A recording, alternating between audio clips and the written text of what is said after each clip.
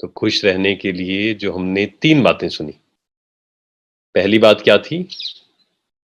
पहली बात क्या थी? मैं कौन हूँ? अपने सीट पर सेट रहना है, अपनी पोज़ीशन में रहना है बस।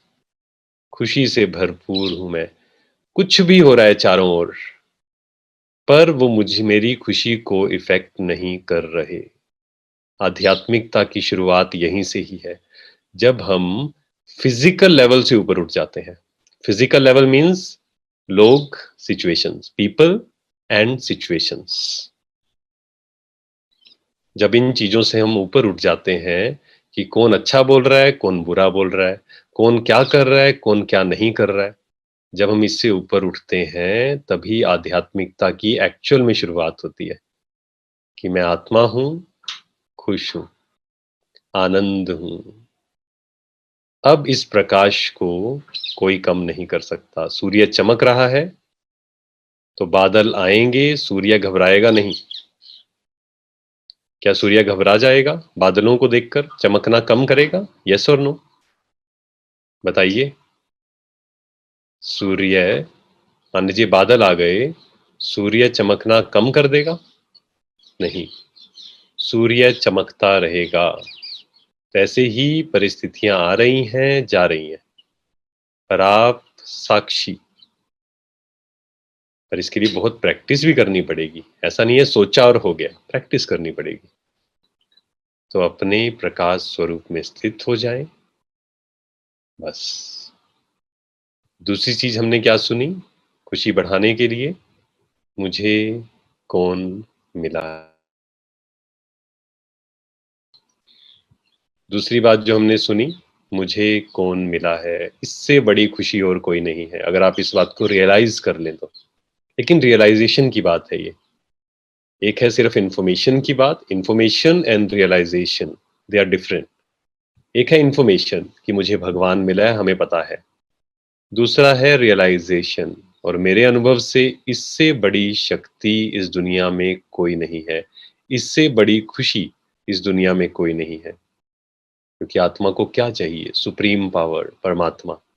और जब हम उस पर सरेंडर कर देते हैं, वो बैठा है बस। दिल से, दिमाग को कम से कम यूज करना शुरू कर देते हैं, अपने दिमाग को।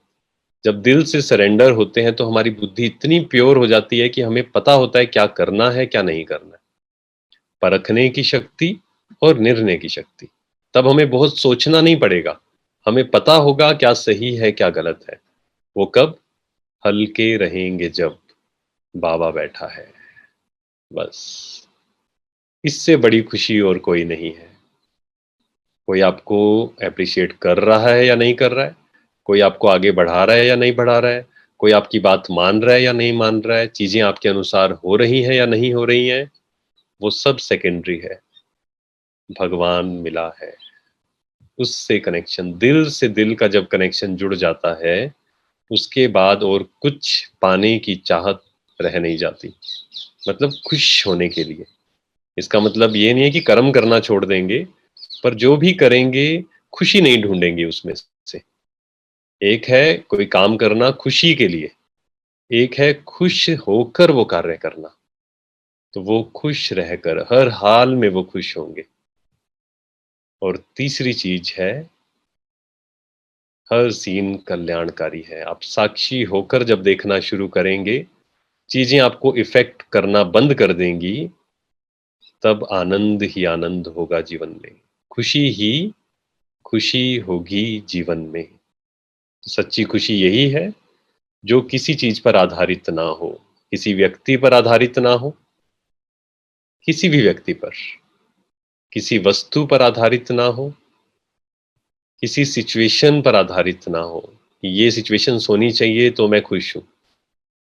ऐसे ही हद के नाम मान शान पर भी वो आधारित ना हो, हद के एप्रिसिएशन पर भी आधारित ना हो।